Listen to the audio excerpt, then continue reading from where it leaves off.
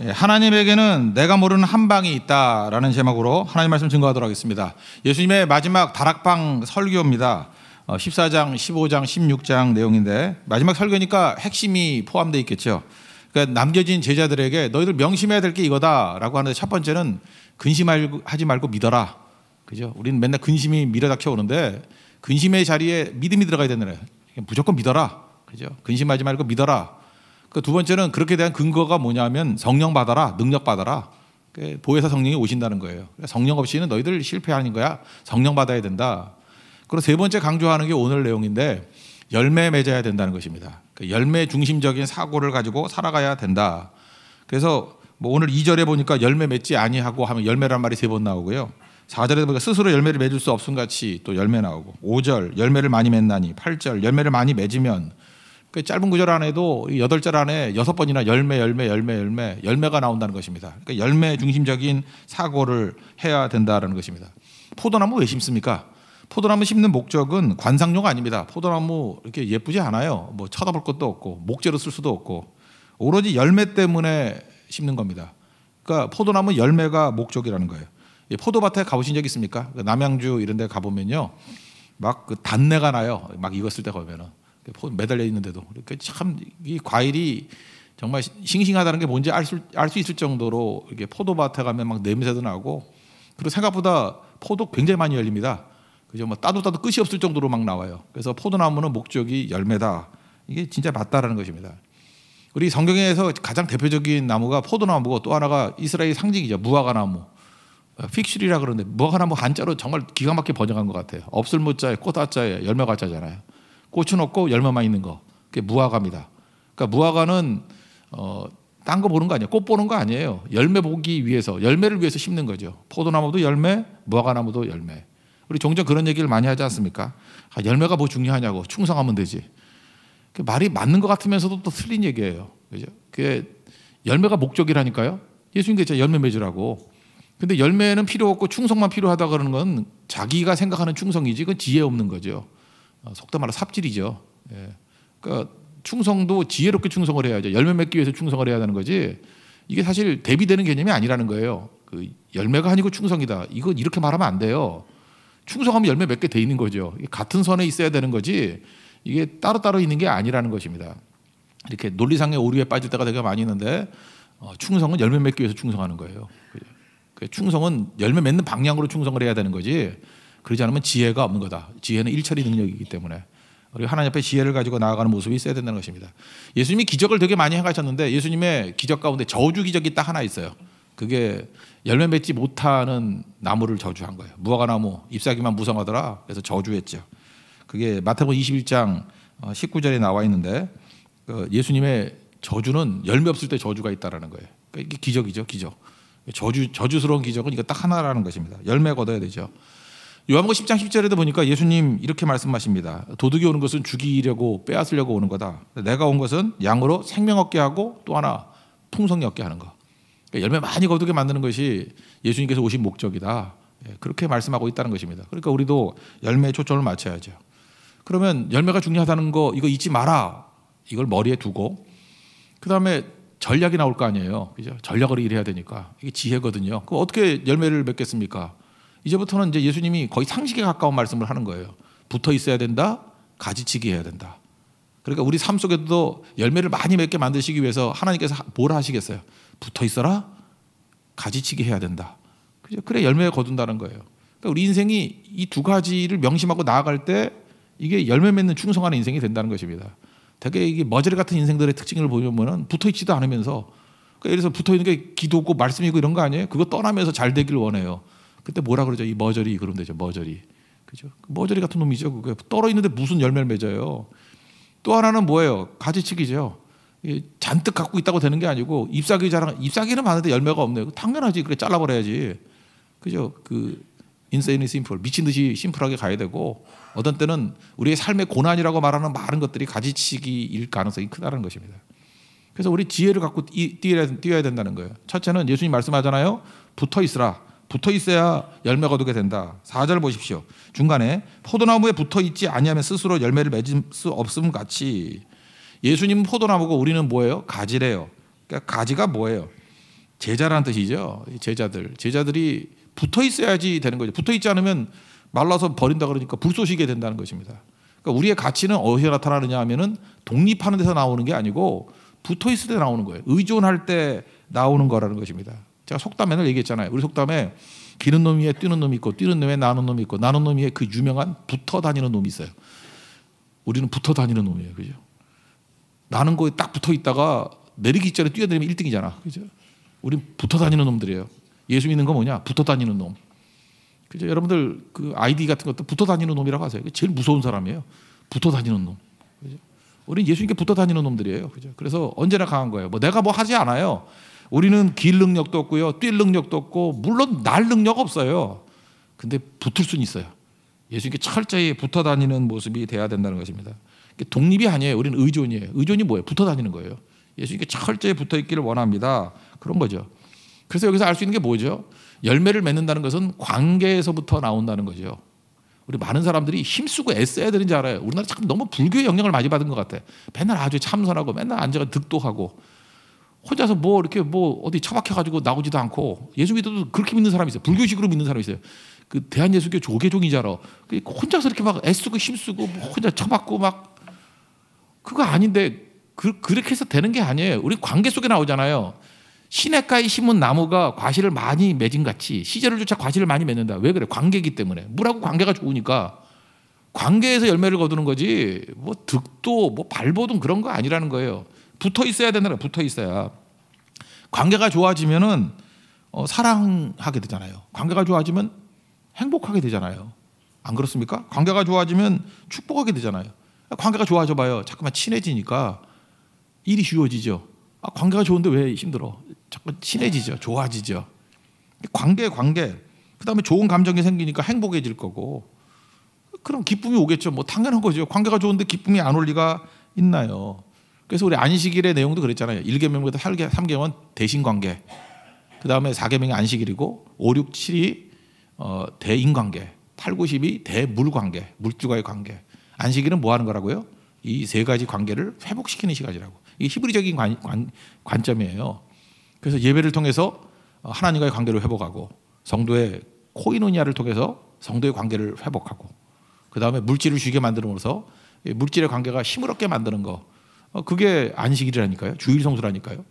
그러니까 이 관계 회복이 없는 사람들은 뭐 죽어라 일만 해요. 죽어라 삽질만 하고. 그러니까 관계에서 힘을 얻지 못하니까 반드시 번아웃 되죠. 나가 떨어지는 거죠. 지금도 보면 그래요. 그 신앙생활을 하는데 불행하게 신앙생활하는 사람이 있어요. 혼자 외롭게. 이 관계가 안 좋기 때문에 그렇습니다. 그래서 여러분 삶의 목표를 더 나은 삶, the better life로 삼지 말고요. 더 나은 관계로 삼아야 돼요. 그죠? 내 삶의 목표가 뭡니까? 그러면 the better relation, 더 나은 관계.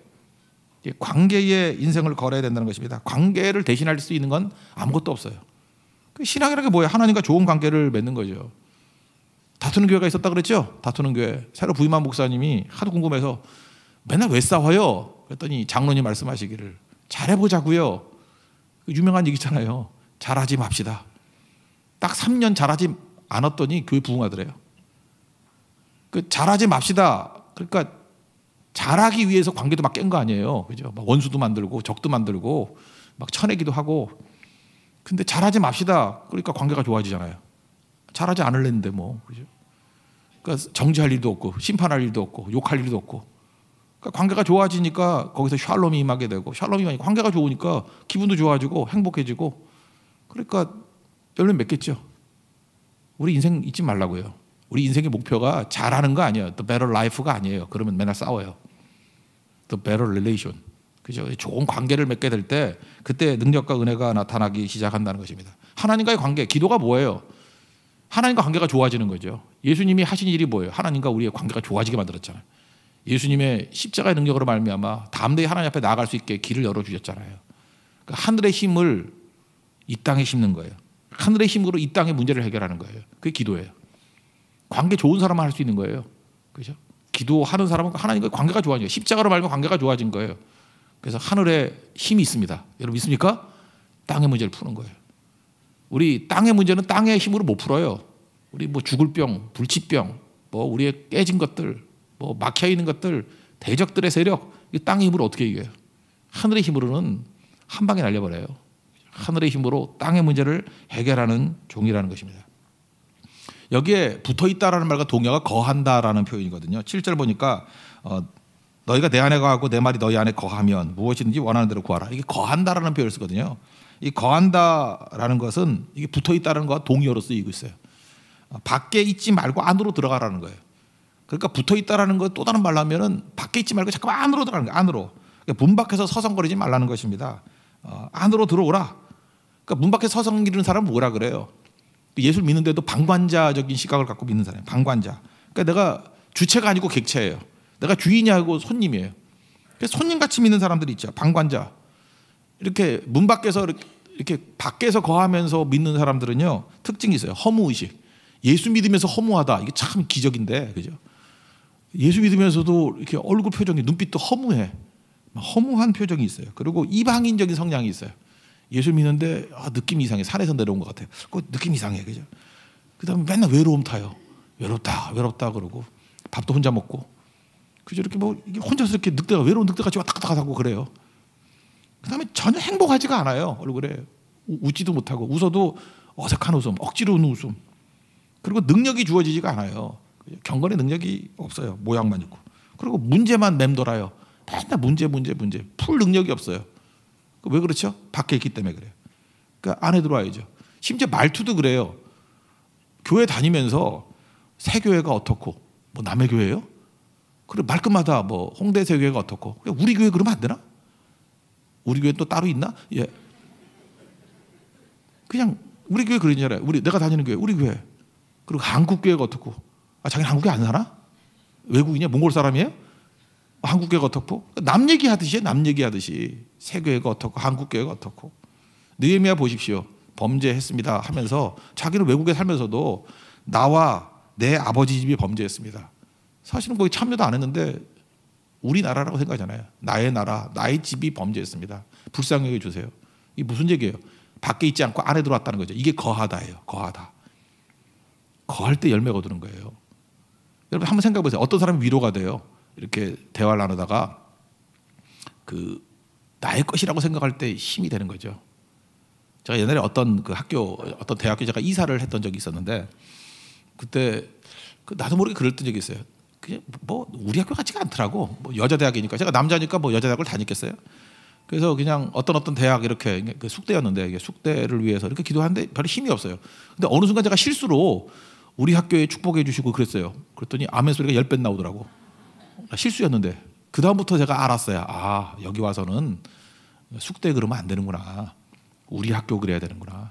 우리 학교 그러니까 그냥 강해지게 되더라고요. 그때도 저는 방관자였죠. 그게 뭐 거하다가 뭐예요? 안으로 쑥 들어가니까 거기에서 열매를 거두더라고요. 힘을 거두게 되는 거. 여러분 인간관계 속에 그래요. 어떤 거리를 두는 사람이 있죠. 방관자적인 시각을 가지고 항상 거리가 있어요. 항상 뭐 네 인생이 어떻고, 너가 어떻고, 뭐 니네 팀이 어떻고, 뭐 니네 교회가 어떻고. 교회 다니면서 니네 교회래. 그럼 넌 뭐냐? 달라지는 거죠. 안에 들어오는 거예요. 그게 거하는 거예요. 붙어 있는 거예요. 그럼 열매 거두게 된다는 것입니다. 여러분 지금도 열매가 없는 이유가 뭐냐 하면 밖에서 겉돌기 때문에 그래요. 들어오십시오. 선교 열매 거두려면 선교 가야 되고요. 그죠? 기도의 열매를 맺으려고 그러면 기도에 나와야 되고요. 예배 열매를 맺으려고 그러면 예배 앞자리부터 나와서 그냥 주인같이 예배 드릴 줄 아는 모습이 있어야 된다는 것입니다. 그러니까 평생 주님께서 우리 말씀하시는 거죠. 열매 중심적인 인생을 살아라. 그러면 어떻게 하라고요? 밖에 있지 말고 안으로 들어오라는 거예요. 그게 붙어 있으란 뜻이에요. 붙어 있으면 열매를 거두게 된다는 것입니다. 여러분 많은 열매를 맺는 하나님의 종 되기를 축원합니다. 그 또 하나는 뭐냐면 붙어 있는 거고, 또 하나는 가지치기 해야 된다는 것입니다. 열매 맺기 위해서는 가지치기 해야 된다. 2절 중간에 보세요. 아버지께서 그것을 제거해 버리시고, 그죠? 무릇 열매를 맺는 가지는 더 맺기 위해서 깨끗하게 하신다. 이게 가지치기 전지 작업을 한다라는 거죠. 붙어 있기만 하다고 되는 거 아니죠. 붙어 있다고 열매 맺어요? 붙어 있기만 하면 열매 맺어요? 아니에요. 붙어 있기만 하면 잎사귀만 무성할 수 있어요. 그러니까 붙어 있기만 하면 전제는 잎사귀도 무성하고 열매도 맺을 수 있고, 둘 중에 하나예요. 그러니까 교회 같으면 교회 들어오면은 교인이 있고 제자가 있다 그랬죠. 민수기에는 뭐라 그랬어요? 싸울 수 있는 사람의 숫자. 그죠? 이게 유람선 같이 배는 타고 있지만 놀고 있는 사람, 교회는 군함이라 그랬잖아요. 그 안에서 다 역할을 하는 사람. 그게 제자예요. 그게 군인이고. 이게 다르죠.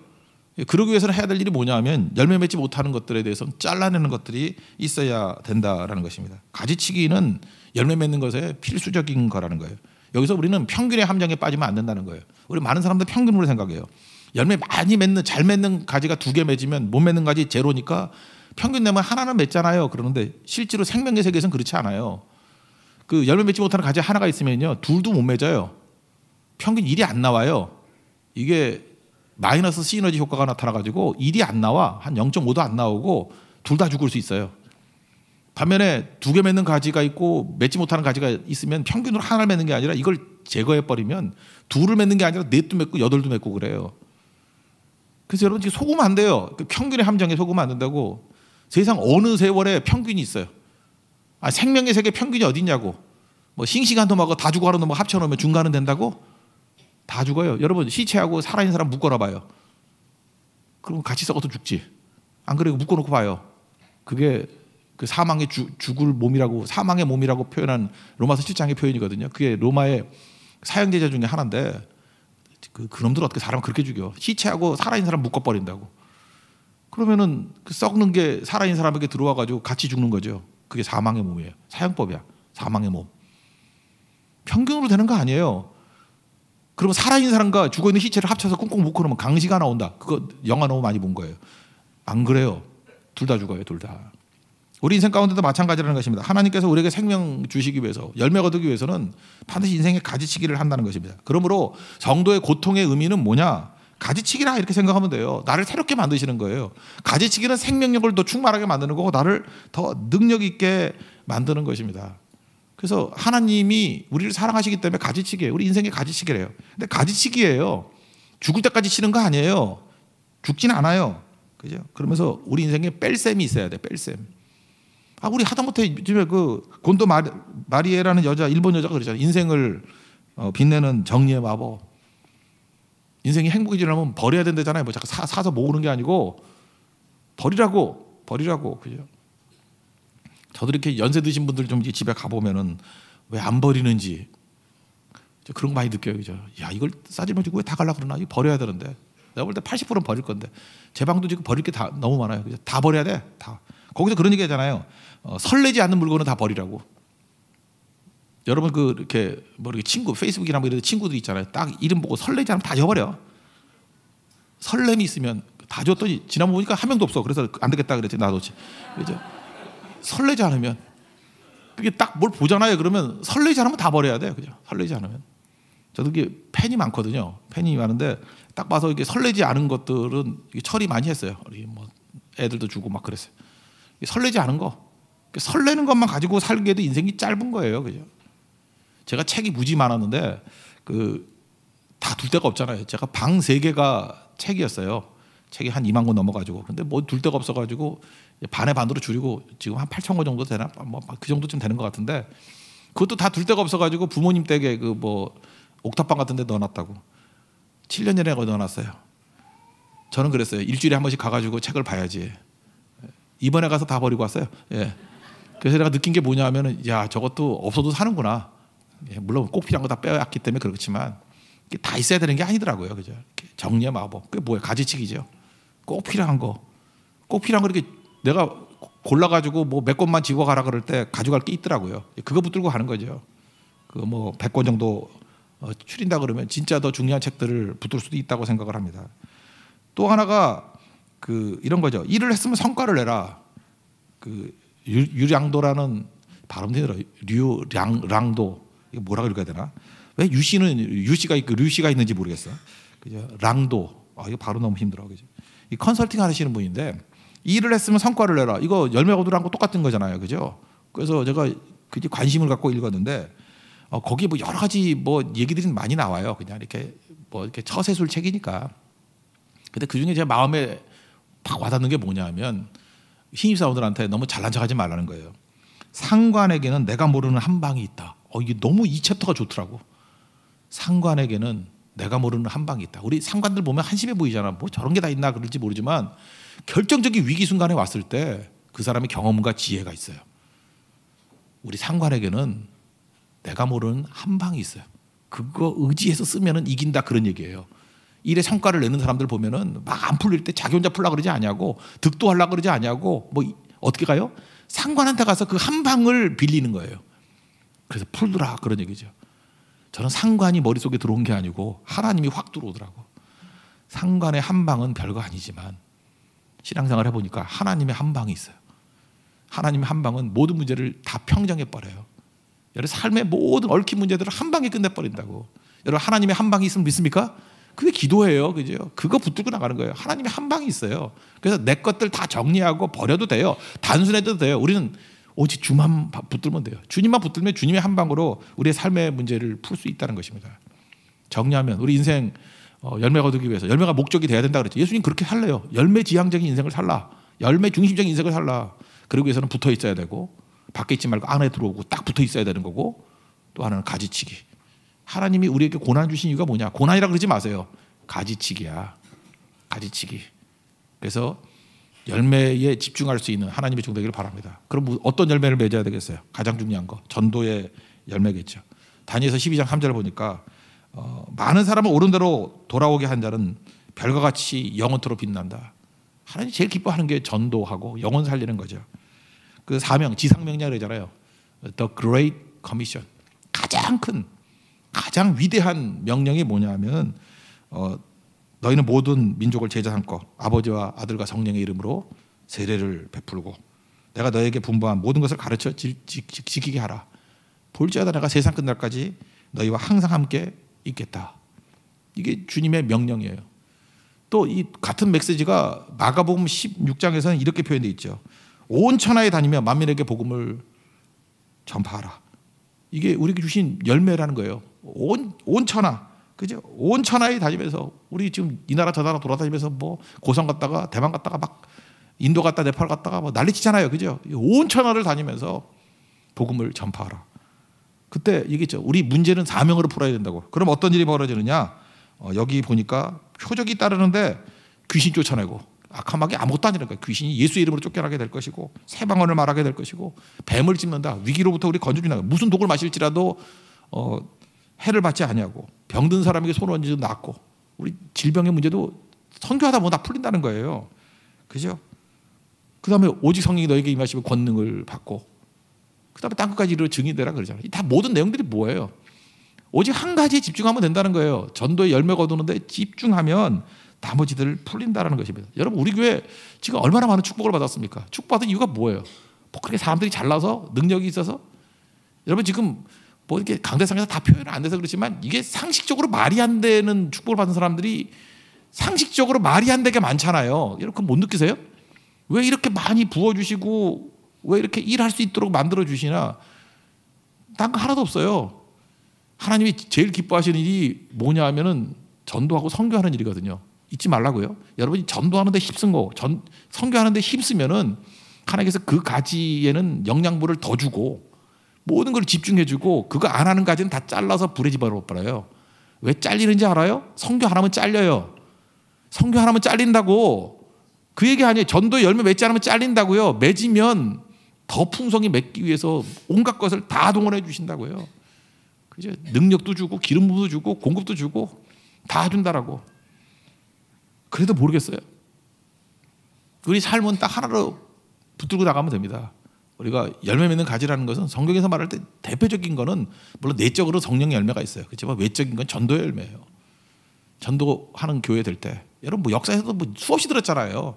선교하는 나라의 축복해 주시고 선교하는 교회의 축복해 주시고 선교하는 가정에 은혜를 주시고 선교하는 사람들을 강하게 하시고 기름 부어 주시고 말할 것도 없어요. 하나님이 도와주셔요. 하늘의 힘이 그 사람에게 임합니다. 여러분 믿습니까? 이거 붙들고 나가는 하나님 종 되기를 바랍니다. 하나님 말씀입니다. 듣고 순종하는 믿음의 종 되기를 축원합니다. 자리에서 일어나겠습니다. 땅끝까지 찬양하겠습니다. 나의 마음속에 가득 넘치는. 오늘은 기도할 때 오늘 말씀과 마찬가지 열매 맺기 위해서 기도하도록 하겠습니다. 그래서 오늘은 선교를 통해서 치유가 일어나고 또 이렇게 막혀있던 진학과 취업의 문이 열리고 또 결혼도 뭐 막혔다 그러면 막힌 거잖아요. 결혼. 그다음에 고성선교 팀장들 이런 사람들 위해서 기도했으면 좋겠어요. 사람들 인원들 오고 나가서 승리할 수 있도록. 관계 깨진 사람들 관계를 통해서 열매를 얻는다 그랬죠. 관계 은혜를 달라고. 오늘 이 말씀의 근거로 해서 우리 안수기도 하는 시간 갖도록 하겠습니다. 우리 땅끝까지 찬양하겠습니다.